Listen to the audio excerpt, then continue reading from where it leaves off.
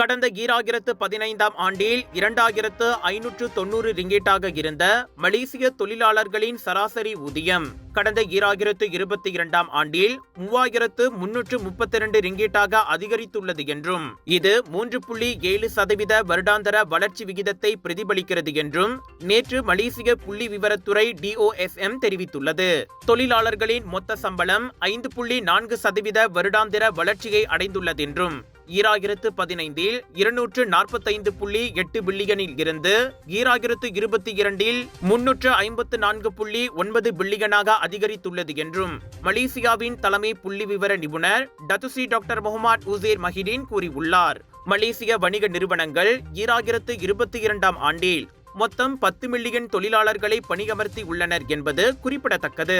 இதற்கிடையில் பணியாளர் வேலை வாய்ப்புக்கான அனைத்து முதலாளி செலவினங்களையும் உள்ளடக்கிய மொத்த தொழிலாளர் செலவுகள் 2022 71.8 பில்லியனாக உயர்ந்துள்ளதாக அறியப்படுகின்றது.